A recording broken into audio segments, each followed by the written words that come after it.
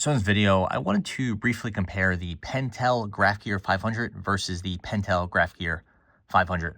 That can be a bit of a confusing statement, because Pentel basically has two different families of pencils that have the same name. We'll distinguish between the two of them. The gray one here has a model number that is the PG515. That's the 1 series, and it's 0.5 millimeter. This was the 1 series, but 0.9 millimeter, it'd be the PG519. It's a PG513, PG515, PG517, PG519. This model, sort of the older looking design, is the PG523. It's a 0.3 millimeter.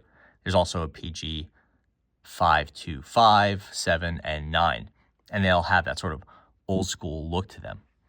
So kind of like, what's the difference? Why do they exist? Let's jump into that right there. Well, as to why they exist, I'm not really sure. People like mechanical pencils, and the more you sell, the more people will buy. I guess could be the case for Pentel, but the two are not that different from one another. You could see right here that the grips are relatively the same. The bodies are relatively the same. Clips appear to be identical. Some slight changes in that top button, and then the mechanicals, the stuff on the inside, it's really not too different than one another. We have the 1 series, so like this PG515. This has a more modern look to it.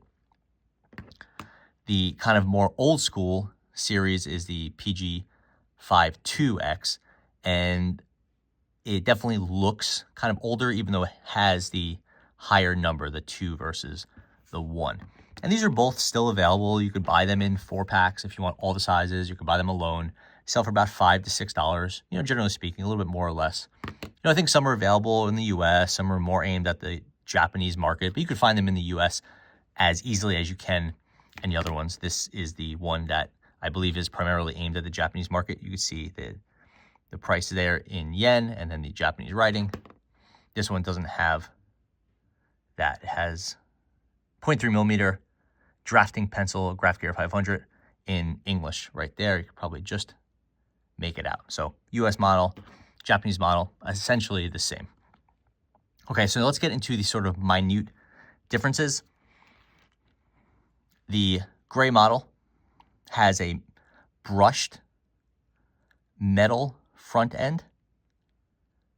The 2 model has the chromed or the shiny front end. They're identical, just one is more matte than this one. This is definitely shinier. Functionally, they don't make any difference.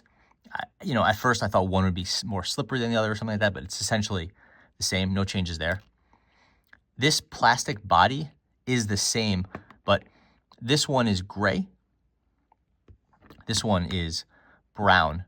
And basically these brown, gray, whatever, color on the body of the PG523, 525, whatever, those will change with the size of the lead. And basically, when people used to use drafting pencils as professional tools and they were grabbing for them all the time, all day long, you had color coordinated sizes. And you would know that, brown is 0.3 millimeter, yellow is 0.9 millimeter, and so forth. So the different color bodies here is an indicator of the size. With the PG515, 517, you get different color printing here, and that indicates the size of the lead. Obviously, it says it right here. It'll say 0.5 or 0.7, whatever, but you have different printing here, and they will use that as the size indicator, but body is always gray. So if you want kind of a set of coordinated gray pencils, then you can get the 51X. If you want color indicated bodies, then you get the 52X. The clips are the same. Again, chrome on the brown, more matte or brush look on the gray. Otherwise the same. Printing is same fonts and all that, so no difference there. You will see prominently the different models in case you're curious about that. And then the gray, the 1 series, has a more modern style button or cap with a hardness indicator. So you can basically twist this in case you want to indicate you have a harder lead, harder, harder, softer, kind of standard. Standard extendable eraser right there. With that 2 series, see this old school sort of mushroom metal button there, no hardness indicator. So we don't know the hardness of this lead. We know the size, 0.3 millimeter, and there's no way to indicate whether this is, HB or B or whatever is in there. So as a professional drafting tool, it might be a little bit at a disadvantage there. And this is just a piece of, extruded or stamped or whatever metal, no features or anything like that. Same eraser. Neither of them have a cleaning rod, and the same metal internals right there. The click and all that is unchanged. The mechanism on these is the same. This front piece, you could unscrew it from one and put it on the other. The collar and all that is the same. I can't exchange the front pieces here, which this is 0.3 and this is 0.5, but I guess you get the point. So all of that is identical. I've used these fairly extensively, and functionally they're the same. I prefer 0.5 millimeter, but that is really kind of immaterial to that because you could buy these all in different sizes. If you want to buy the PG523, this you could buy these in a set. I think they sell for about $18, $19 for 4 sizes right now.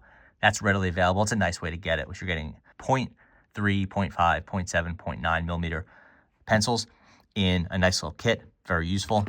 I do think the PG515, whatever, this series looks nicer. It's more modern. I think it's a pretty good looking mechanical pencil. Again, functionally, they're the same,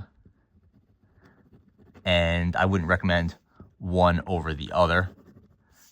I prefer the gray. That's just me. I think it looks nicer. It doesn't work any better or any worse. And that hardness indicator is nice. It's something to play with, honestly, and fidget with than it is a useful tool for me. But again, it's nice to have that functionality. It keeps you in touch with sort of like the history of the pencils. But yeah, that is the GraphGear 500 versus the GraphGear 500. I know that a lot of people have asked what's the deal with this and why there's 2 different models with the same name, and that should pretty much explain it. Thanks for watching.